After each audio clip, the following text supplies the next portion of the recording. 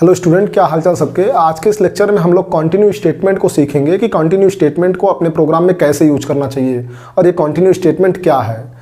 इसके पहले हम लोगों ने ब्रेक स्टेटमेंट पर अपनी चर्चा की हुई है इसके पहले के लेक्चर में, और आपको मैंने प्रैक्टिकल वे में पूरा सिखाया था कि ब्रेक स्टेटमेंट को हमको अपने प्रोग्राम में कब यूज करना चाहिए और इसका कहाँ कहाँ यूज होता है। उसी तरीके से आज हम लोग कंटिन्यू स्टेटमेंट सीखेंगे, प्रोग्राम के थ्रू सीखेंगे, ताकि हमको इसका प्रैक्टिकल नॉलेज पता लगे कि हमको अपने प्रोग्राम में कब कंटिन्यू स्टेटमेंट को यूज करना चाहिए। और मैं आपको कंटिन्यू स्टेटमेंट के बारे में आगे बताऊं इससे पहले आप लोगों से रिक्वेस्ट है कि अगर आपने अभी तक चैनल को सब्सक्राइब नहीं किया तो प्लीज़ चैनल को सब्सक्राइब कर दीजिएगा, और इनकेस आपने पहले से चैनल को सब्सक्राइब किया हुआ है तो आपका बहुत बहुत धन्यवाद। और वीडियो को प्लीज़ शेयर कर दीजिएगा और उन लोगों को कहिएगा जिन्होंने अब तक चैनल को सब्सक्राइब नहीं किया है कि वो भी प्लीज़ चैनल को सब्सक्राइब करें। और बिना किसी देरी के अब हम लोग कंटिन्यू स्टेटमेंट को सीखेंगे। तो सबसे पहले यहाँ आप देखिएगा, ध्यान दीजिएगा, the continue statement is used when we want to go to the next iteration of the loop after skipping some statement of the loop. यहां जो स्किप करने वाली बात है ये ज्यादा इंपॉर्टेंट है, क्योंकि बेसिकली जो हमारा कंटिन्यू स्टेटमेंट है वो केवल और केवल कुछ आइटरेशंस को स्किप करने के लिए, कुछ स्टेटमेंट होते हैं उनको स्किप करने के लिए ही हम लोग कंटिन्यू स्टेटमेंट को यूज करते हैं। जब आप अभी प्रैक्टिकल वे में इसको सीखेंगे प्रोग्राम के थ्रू, तो यहां जो चीजें लिखी गई हैं वो आपको अच्छी तरीके से समझ में आएगी। जैसे मैंने यहां पे लिखा हुआ है कि the continue statement is used when we want to go to the next iteration of the loop after skipping. यहां जो स्किप करने वाली बात हो रही है कि किसको, सम स्टेटमेंट, कुछ स्टेटमेंट को जब स्किप करने की बात होती है तब हम लोग कंटिन्यू स्टेटमेंट का यूज करते हैं। जैसे कि अगर हमको इसको प्रैक्टिकल वे में सीखना है तो एक चीज हमको यह पता रहनी चाहिए कि it is generally used with the condition. मतलब हम लोग जब कंटिन्यू स्टेटमेंट का यूज करेंगे तो कंटिन्यू स्टेटमेंट के पहले कोई ना कोई कंडीशन जरूर होगी, और कंटिन्यू स्टेटमेंट को हमेशा किसी न किसी कंडीशन के साथ ही यूज किया जाता है। और इस चीज को और ज्यादा क्लियर करने के लिए और ज्यादा प्रैक्टिकल वे में नॉलेज गेन करने के लिए हमको इस प्रोग्राम को एक बार देखना चाहिए। तो इस प्रोग्राम को आप देखिएगा, आपको बहुत ही अच्छी तरीके से ये जो ऊपर बातें लिखी गई हैं ये समझ में आने वाली हैं। देखिए यहां पर हैज इंक्लूड stdio.h, ये हम सभी को पता है, किसी भी सी प्रोग्राम में stdio हेडर फाइल को इंक्लूड करना जरूरी है। आगे मेन फंक्शन है जो कि सारे प्रोग्राम में हम लोग यूज करते हैं। यहां ध्यान दीजिएगा, एक मैंने इंटीजर टाइप का आई नाम का वेरिएबल लिया हुआ है। क्या लिया हुआ है? आई नाम का वेरिएबल, जिसका डेटा टाइप क्या है, इंटीजर है। तो एक आई नाम का हमारा क्या है, वेरिएबल। अब यहां आप फॉर लूप पर ध्यान दीजिएगा, यहां जो इनिशियलाइजेशन है आई का, आई इज इक्वल टू क्या है, 1 है। तो आई की शुरुआती वैल्यू क्या है, 1 है। अब आप यहां देखेंगे, उसके बाद हम लोग नीचे आएंगे तो यहां एक कंडीशन लगी हुई है। इस कंडीशन पर ध्यान दीजिएगा यहां, क्योंकि स्किप करने वाली बात यही है। If i is equal to 3, इसका मतलब अगर i की वैल्यू 3 के बराबर हो फिर हमको क्या करना है, कंटिन्यू करना है। तो ये कंटिन्यू कर क्या करता है कि आगे जो प्रिंटफ की लाइन है इसको एग्जीक्यूट नहीं होने देगा। ये जो प्रिंटफ की लाइन है, जब i की वैल्यू 3 होगी तब ये प्रिंटफ की लाइन एग्जीक्यूट नहीं होगी, क्योंकि जैसे ही i की वैल्यू 3 होगी प्रोग्राम का कंट्रोल जाएगा कंटिन्यू पर, और कंटिन्यू जो क्या करता है, प्रोग्राम के कंट्रोल को दोबारा से लूप पर भेज देता है। इसी बात को बहुत ध्यान से सुन लीजिए आप लोग कि जब कंटिन्यू स्टेटमेंट एग्जीक्यूट होगा तब वो प्रोग्राम के कंट्रोल को नीचे नहीं जाने देगा, आगे के स्टेटमेंट को एग्जीक्यूट होने से रोक देता है। बहुत ध्यान से समझिएगा। जैसे if i is equal to 3 है, इसका मतलब जब i की वैल्यू 3 होगी तब हमको क्या करना है, कंटिन्यू करना है। अब जैसे ही कंटिन्यू स्टेटमेंट एग्जीक्यूट होता है तो ये फर्दर इसके आगे जो भी स्टेटमेंट लिखे होते हैं उस आइटरेशन के लिए उन स्टेटमेंट को एग्जीक्यूट नहीं होने देता। जैसे हम इस प्रोग्राम को समझते हैं, मान लीजिए यहां i इज इक्वल टू 1 है, ठीक। आगे आएंगे, if i is equal to 3, तो हम चेक करेंगे i की वैल्यू तो क्या है, 1 है, i की वैल्यू 3 नहीं है, तो ये कंटिन्यू स्टेटमेंट एग्जीक्यूट नहीं होगा। आगे ये प्रिंटफ की लाइन एग्जीक्यूट होगी। प्रिंटफ की लाइन क्या कहती है, number is equal to %d, किसकी वैल्यू छपेगी, i की। तो आपका आउटपुट छपेगा कुछ इस तरीके से, नंबर इज इक्वल टू, जहां %d है वहां i की वैल्यू, और i की वैल्यू क्या है, 1। और अगला जो आउटपुट आएगा वो स्लैश n की वजह से कहां आएगा, नीचे। तो अब जैसे ये i की वैल्यू छप गई, i की वैल्यू क्या थी, 1, अब तुरंत प्रोग्राम का कंट्रोल जाएगा कहां पे, i++ पे। i++ होगा, i कितना हो जाएगा, 2। 1 से कितना हो जाएगा, 2 हो जाएगा, और 2 5 से छोटा है, ये कंडीशन ट्रू है। जब ये कंडीशन ट्रू है तो हम लोग ये जो ब्रेसेस के बीच की लाइन है इनको एग्जीक्यूट करेंगे। आगे आएंगे, यहां फिर से देखेंगे एक कंडीशन मिलेगी, क्या i की वैल्यू 3 है, तो अभी भी i की वैल्यू क्या है, 2 ही है, तो i की वैल्यू अभी भी 3 नहीं है, इसलिए कंटिन्यू स्टेटमेंट एग्जीक्यूट नहीं होगा और ये लाइन प्रिंटफ की लाइन एग्जीक्यूट होगी। तो प्रिंटफ की लाइन जब एग्जीक्यूट होगी तो i की वैल्यू छपेगी, i की वैल्यू क्या होगी, छप जाएगी, और अगला आउटपुट क्या आएगा, नंबर इज इक्वल टू 2। क्यों, क्योंकि i की मौजूदा वैल्यू क्या है, 2 है। अब फिर उसके बाद प्रोग्राम का कंट्रोल कहां जाएगा, फॉर लूप पर, और i प्लस प्लस होगा, i की वैल्यू क्या हो जाएगी, 2 से 3 हो जाएगी, i की वैल्यू क्या हो जाएगी, 3 हो जाएगी, और जैसे ही 3 5 से छोटा है, ये कंडीशन ट्रू मिलेगा, तो यहां इस ब्रेसेस से इस ब्रेसेस के बीच में आएंगे। फिर यहां हम देखेंगे कि क्या i की value, if i is equal to 3 है कि नहीं है, अभी i क्या है, 3 है, तो 3 के इक्वल है, तो इफ के अंदर की कंडीशन क्या हो जाएगी, ट्रू हो जाएगी। जब इफ के अंदर की कंडीशन ट्रू हो जाएगी तो कंटिन्यू स्टेटमेंट एग्जीक्यूट होगा, और कंटिन्यू स्टेटमेंट जब एग्जीक्यूट होगा तो ये प्रिंटफ की लाइन एग्जीक्यूट नहीं होगी, और जो आपको क्या नहीं छप के मिलेगा, नंबर इज इक्वल टू 3 छप के नहीं मिलेगा। क्यों नहीं मिलेगा, क्योंकि i की वैल्यू 3 थी, और i की वैल्यू 3 थी तो फॉर लूप के अंदर की कंडीशन ट्रू हो गई, यहां वाली 3 5 से छोटा है। नीचे आए, हमने देखा कि i जो है अभी 3 है और 3 के इक्वल है, इसलिए कंटिन्यू स्टेटमेंट एग्जीक्यूट होगा। प्रोग्राम का कंट्रोल नीचे का जो स्टेटमेंट है, प्रिंटफ स्टेटमेंट, वहां नहीं आएगा, और कंटिन्यू स्टेटमेंट दोबारा से लूप के कंट्रोल को कहां भेज देगा, लूप के कंट्रोल को भेज देगा फॉर लूप पर। और बेसिकली भेजता कहां है, ये जो इंक्रीमेंट ऑपरेटर होता है यहां पर, जो अपडेट वाला एक्सप्रेशन होता है, वैल्यू कहां से अपडेट हो रही है, i प्लस प्लस से, तो यहां पर कंट्रोल चला आएगा, और जब i प्लस प्लस होगा तो i की वैल्यू क्या हो जाएगी, i की वैल्यू हो जाएगी 4।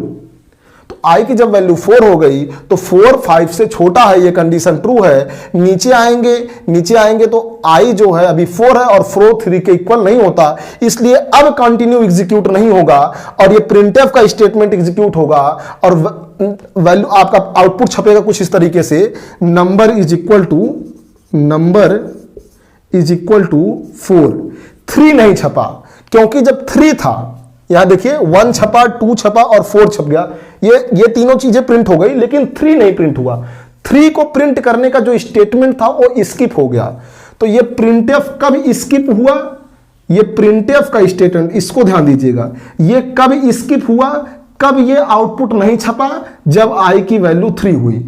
और क्यों नहीं छपा, क्योंकि जब i की वैल्यू 3 हो गई थी तो कंटिन्यू स्टेटमेंट एग्जीक्यूट हुआ, और कंटिन्यू स्टेटमेंट ने प्रोग्राम के कंट्रोल को दोबारा से फॉर लूप पर भेज दिया, प्रिंटफ पर जाने ही नहीं दिया। इसीलिए अब फिर i की वैल्यू क्या होगी, i प्लस प्लस होगी, 5 हो जाएगी, और 5 से छोटा या बराबर, ये कंडीशन ट्रू मिलेगी क्योंकि इक्वल तो है ही है। और ये फिर ये कंडीशन क्या होगी इसके अंदर की, 5 इक्वल टू 3, ये कंडीशन हो जाएगी गलत, कंटिन्यू स्टेटमेंट एग्जीक्यूट नहीं होगा, ये लाइन एग्जीक्यूट होगी और वैल्यू छपेगी, जो आउटपुट हो छपेगा नंबर इज इक्वल टू 5। तो फिर जब आगे i की वैल्यू बढ़ेगी तो 6 होगी, और 6 जो है 5 से छोटा या बराबर नहीं है, ये कंडीशन गलत हो जाएगी, और आगे आपका कोई भी आउटपुट नहीं छपेगा, क्योंकि जैसे ही वैल्यू 6 होगी और 6 लेस देन और इक्वल टू 5, ये कंडीशन गलत हो जाएगी, और ये जो लाइनें हैं, ये जो फॉर लूप की बॉडी में जो स्टेटमेंट लिखे हुए हैं वो पूरे एग्जीक्यूट नहीं होंगे, यहां कंट्रोल जाएगा और उसके बाद प्रोग्राम टर्मिनेट हो जाएगा। तो इस तरीके से आपने क्या सीखा कि अगर हमको कुछ लाइनें स्किप करनी होती है, अब आपको ये चीज बहुत अच्छे से समझ में आ जाएगी। The continue statement is used when we want to go to the next iteration. Next iteration पर हमको जाना है। वैसे 3 के बजाय जब i की वैल्यू 3 थी तो उसके लिए हमने कुछ नहीं किया, हमने कंटिन्यू किया, मतलब 3 को छापा नहीं। ये प्रिंटफ की लाइन एग्जीक्यूट नहीं हुई थी जब i की वैल्यू 3 थी। क्यों? क्योंकि तब कंटिन्यू एग्जीक्यूट हुआ था, और कंटिन्यू ने डायरेक्ट क्या किया था, प्रोग्राम के कंट्रोल को फॉर लूप पर भेज दिया था, बिना 3 को प्रिंट किए। और यहां क्या लिखा हुआ है, to the next iteration of the loop after skipping some statement. हमने किस स्टेटमेंट को यूज स्किप किया था, इसी को। इसको कब स्किप किया था, जब i की वैल्यू 3 थी, तब हमने इसको एग्जीक्यूट नहीं होने दिया। स्किप का मतलब होता छोड़ देना, या उसको हम लोग नेग्लेक्ट कर दें, उसको एग्जीक्यूट ना होने दें। तो स्किप का मतलब होता है छोड़ना। और यहां पर ये जो चीज लिखी गई है, it is generally used with condition. तो यहां कंडीशन क्या है, ये देखिए, आई इज इक्वल टू 3, ये कंडीशन है। और कंटिन्यू स्टेटमेंट किसी न किसी कंडीशन के साथ जनरली यूज होता है। और इस प्रोग्राम को अब हम लोग सिस्टम पर लिख करके रन करेंगे और आप लोग देखेंगे कि 3 आउटपुट के रूप में नहीं छपेगा। क्यों नहीं छपेगा? क्योंकि जैसे ही आई की वैल्यू 3 होगी तो प्रोग्राम का कंट्रोल ये प्रिंटफ वाली लाइन पर जाएगा ही नहीं, कंटिन्यू तुरंत प्रोग्राम के कंट्रोल को फॉर लूप पर भेज देगा। तो अब हम चलेंगे सिस्टम पर, प्रोग्राम को रन करके देखेंगे और आप लोगों को काफी अच्छे तरीके से समझ में आ जाएगा। और मैं ये भी कह रहा हूं कि इनकेस अगर आप एक बार में नहीं समझ पाते हैं तो 10 से 15 मिनट का समय कुछ ज्यादा नहीं होता। इसको आप दीजिएगा, दोबारा से वीडियो देख लीजिएगा, श्योर है आपको इसका प्रैक्टिकल नॉलेज पता लग जाएगा। हमको कब कंटिन्यू स्टेटमेंट को यूज करना चाहिए ये आपको पता चल जाएगा। तो वीडियो को 1 से 2 बार देख लीजिएगा। अगर आपको नहीं समझ में आता, इनकेस आप प्रोग्रामिंग के नए हैं या आपके लिए एक नई प्रोग्रामिंग है जिसको आप अभी अभी सीखना शुरू कर रहे हैं प्रोग्रामिंग, तो मे भी आपको एक बार में ना समझ में आए, लेकिन जिन्होंने थोड़ी बहुत प्रोग्रामिंग करी हुई है उनको ये कंटिन्यू स्टेटमेंट आसानी से समझ में आ जाएगा। तो सिस्टम पर चल करके प्रोग्राम को लिख करके हम लोग रन करेंगे और हमको यहाँ पे प्रोग्राम लिख करके देखना है कंटिन्यू स्टेटमेंट से रिलेटेड। जो प्रोग्राम मैंने बोर्ड में समझाया था सेम वही प्रोग्राम मैं यहाँ लिखने वाला हूँ। तो सबसे पहले हमको हैज इंक्लूड stdio.h लिखना है, जो कि मैंने लिख करके रखा हुआ है। आगे हम लोग मेन फंक्शन लिखेंगे लाइन नंबर 2 में। यहाँ पे हम लोग लिखने वाले main function.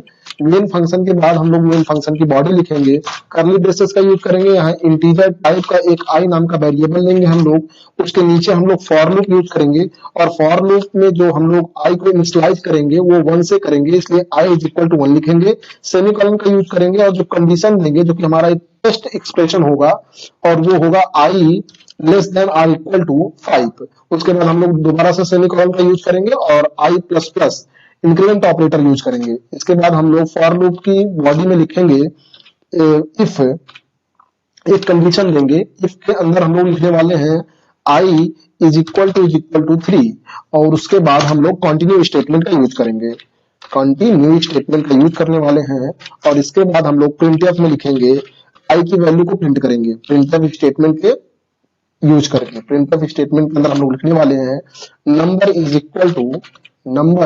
Is equal to percentage D. तो जहां परसेंटेज डी है वहां आई की वैल्यू छपेगी और हर एक आउटपुट नई लाइन में जाए इसके लिए हम लोग स्लैश एन का यूज करेंगे।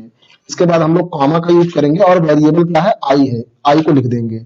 लास्ट में इस लाइन को सेमी कॉलन से क्लोज कर देंगे और यहाँ पर आप जो है आप लाइन नंबर 2 में जहां आपने मेन फंक्शन लिखा हुआ है इसको आप यहाँ रिटर्न टाइप इंटीजर दे सकते हैं चाहे तो। अगर आप केवल मेन लिखते हैं तभी प्रोग्राम इजिली चलेगा, लेकिन अच्छा प्रैक्टिस माना जाता है अगर हम मेन को इस तरीके से शुरुआत करते हैं तो। और यहाँ पर जो हम लोग पैरामीटर पास करेंगे वॉइड पास कर दे रहे हैं, इसका मतलब हम कोई पैरामीटर पास नहीं कर रहे हैं। और रिटर्न टाइप क्या है, इंटीजर है। और आगे आप यहाँ पर रिटर्न 0 लिख सकते हैं। रिटर्न 0 से हमारे ऑपरेटिंग सिस्टम को पता लग जाएगा कि हमने सक्सेसफुली प्रोग्राम को कंपाइल और रन किया हुआ है। और यहाँ पर भी हम लोग सेमीकोलन का यूज कर लेंगे। अब इस प्रोग्राम को हम लोग सेव करने के लिए फाइल बटन पे क्लिक करेंगे। फाइल पर क्लिक करने के बाद हम लोग सेव पर क्लिक करेंगे और सेव पर यहाँ आप फाइल नेम में अनटाइटल्ड लिखा हुआ है, आप कोई भी नाम दे सकते हैं। मैं कंटिन्यू नाम दे रहा हूँ, आप जो मर्जी वो नाम दे सकते हैं। कंटिन्यू नाम देने के बाद आप सेव पर क्लिक कर सकते हैं। उसके बाद आपको एग्जीक्यूट बटन पे क्लिक करना पड़ेगा। कंपाइल करने के लिए आप शॉर्टकट की F9 का इस्तेमाल कर सकते हैं। मैं कंपाइल और रन एक साथ कर रहा हूँ, जिसे आप F11 की से कर सकते हैं। मैं यहाँ क्लिक करके कर रहा हूँ। अब अगर कोई इरर होगी इन केस तो हम उस इरर को रिमूव कर लेंगे। तो आप देख सकते हैं यहाँ इरर और वार्निंग 0 है। एकदम नीचे आप देखेंगे यहाँ आप देखिए इरर और वार्निंग 0 है जहां इस समय मेरा कर्सर है। तो इसका मतलब हमारा जो कंपाइलेशन रिजल्ट है उसमें आप देख रहे हैं इरर्स की संख्या 0 है और वार्निंग्स भी 0 है। इसका मतलब हमारा प्रोग्राम सक्सेसफुली कंपाइल हो गया था। और ये जो आउटपुट आया आप इसमें देख रहे होंगे कि नंबर इज इक्वल टू 1 है, नंबर इज इक्वल टू 2 है, नंबर इज इक्वल टू 3 नहीं है और नंबर इज इक्वल टू 5 है। मतलब 3 प्रिंट नहीं हुआ। जब वैल्यू 3 हुई थी तब लाइन नंबर 8 में जो कंटिन्यू लिखा हुआ है ये एग्जीक्यूट हुआ था और प्रोग्राम के कंट्रोल को दोबारा से आई प्लस प्लस पर भेज दिया था लाइन नंबर 5 पर। और इसी वजह से आई प्रिंट नहीं हुआ था। जब आई की वैल्यू 3 थी तो कंटिन्यू एग्जीक्यूट हो गया और आई की वैल्यू 3 के अलावा कुछ भी थी तो कंटिन्यू एग्जीक्यूट नहीं हुआ था। क्या एग्जीक्यूट हुआ था, लाइन नंबर 9 में जो प्रिंटफ स्टेटमेंट लिखा हुआ है। इसलिए 3 के अलावा जो भी वैल्यूज थी उनके लिए लाइन नंबर 8 में जो printf स्टेटमेंट लिखा हुआ है वो एग्जीक्यूट हुआ और वो वैल्यू प्रिंट हो गई। लेकिन जैसे ही आई की वैल्यू 3 थी तो लाइन नंबर 8 में जो कंटिन्यू है वो एग्जीक्यूट हुआ और प्रिंटफ का जो स्टेटमेंट जब लाइन नंबर 9 में है वो एग्जीक्यूट नहीं हुआ, इसलिए 3 नहीं छपा है और बाकी सारे नंबर्स आपके आउटपुट में प्रिंट हुए हैं, आप देख सकते हैं। तो कंटिन्यू स्टेटमेंट का यूज हम लोग किसी भी स्टेटमेंट को स्किप करने के लिए यूज करते हैं। तो जैसे ही 3 हुआ आई की वैल्यू, तैसे ही लाइन नंबर 9 का जो स्टेटमेंट है प्रिंटफ वाला वो स्किप हो गया। तो वीडियो देखने के लिए आपका बहुत बहुत धन्यवाद, और आप लोग वीडियो को पूरा देखिएगा और आपको जानकारी हो जाएगी कंटिन्यू स्टेटमेंट क्या करता है और हमको कहाँ कैसे यूज करना चाहिए। तो वीडियो देख लीजिएगा, तो उसके बाद जो वीडियो का लिंक है उसको अपने दोस्तों तक जरूर शेयर करिएगा। आपका बहुत बहुत धन्यवाद।